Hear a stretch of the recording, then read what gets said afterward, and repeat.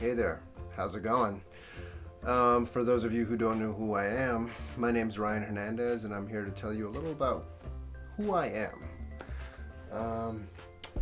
For starters, my whole journey began in this little place called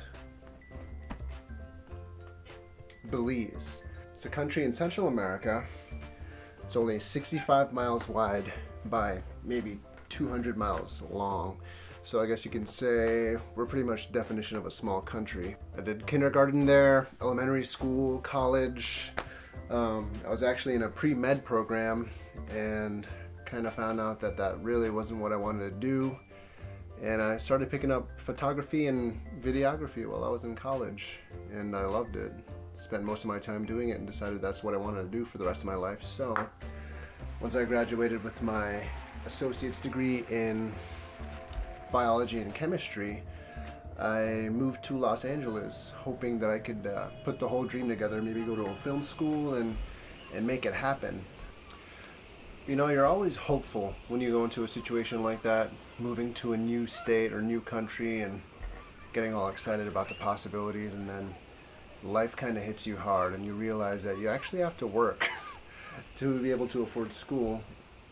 And because of that, while I was in LA, I decided I'd start working at In-N-Out Burger to try to make ends meet. So yeah, I was living in the City of Angels, working at a dead-end job, living with my aunt. Not in school, not going anywhere, just stagnant. No hope of going to film school because I couldn't afford it. My mom wanted to take a loan out, but I wouldn't take it because I didn't want to put her through that. I didn't want to put her in that debt. And so I got to thinking, what could I do to afford film school? What extra step could I take to be able to afford this dream that I have? I was scrolling through Facebook one day and I saw a cousin who was in the Navy, and I thought, hey, I'm young, I'm healthy, I could join the military. After that, I put my 4-year plan into motion. I could join the military, travel the world, do that for 4 years. After my 4 years in the military, I could move to Winter Park, Florida, and finally go to Full Sail, the school that I settled on. And so I traded in my paper hat for this.